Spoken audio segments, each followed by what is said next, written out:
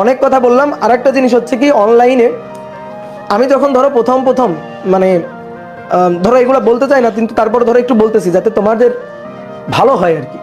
প্রথম যখন অনলাইনে যুক্ত হই, তখন মনে করো অনলাইনের পরিবেশটা খুব সুন্দর ছিল, ঠিক আছে, বা এর আগেও খুব সুন্দর ছিল। কিন্তু বর্তমানের অনলাইনের পরিস্থিতিটা কিন্তু তেমন ভালো নাই, তোমরা নিজেরাও বোঝো। অনেক বিভিন্ন ধরনের বিভিন্ন পরামর্শ, কন্ট্রোভার্সি, বিভিন্ন জিনিস তোমাদের ধরো নিউজ ফিডে আসে। চেষ্টা করবা যত সম্ভব এই জিনিসগুলো থেকে এড়াই চলার। এই জিনিসগুলোর মধ্যে ঢুকে গেলে দেখবে একটা নেশা তৈরি হয়, দেখি কোনো পোস্ট পড়লো কিনা, দেখি কোনো কমেন্ট আসলো কিনা। তো এই যে নেশা, এই নেশার ফাঁদে পড়া যাবে না। চিন্তা করতে হবে তোমার অনলাইনে যে কাজটা হচ্ছে সেটা হচ্ছে পড়াশোনা করা। তুমি ফেসবুক ইউজ করবা, তুমি ওয়েব অ্যাপ ইউজ করবা শুধুমাত্র পড়াশোনার পারপাসে। ক্লাস করবা, বের হয়ে যাবা, ফোন রেখে দিবা। এই ছাড়া অ্যাডমিশনের স্টুডেন্টের আর কোনো কাজ নেই।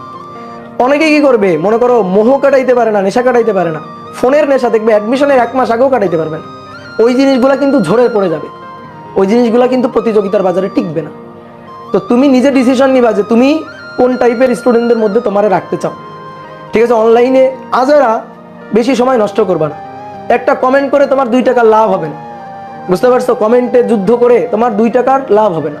তোমার লাভ হবে ওই কমেন্ট করতে গিয়ে তুমি একটা ম্যাথ করলে তোমার অনেক বেশি লাভ হবে।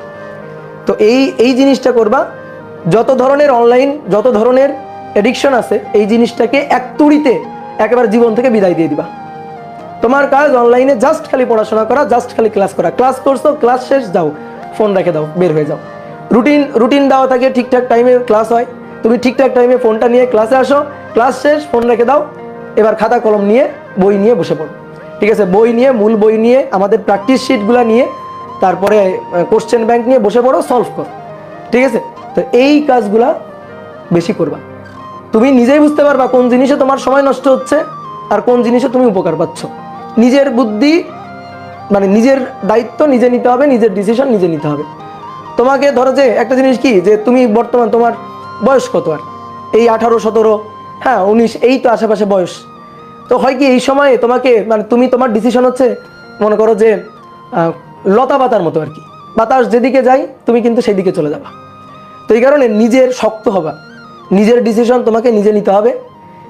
নিজে যে বুদ্ধি খাটায় তুমি চিন্তা করবা যে তোমার জন্য কোনটা ভালো হচ্ছে, তোমার জন্য কোনটা খারাপ হচ্ছে, সেই ডিসিশনটা নিয়ে সেই মোতাবেক লড়ে যাইতে হবে, সময় নষ্ট করা যাবে না।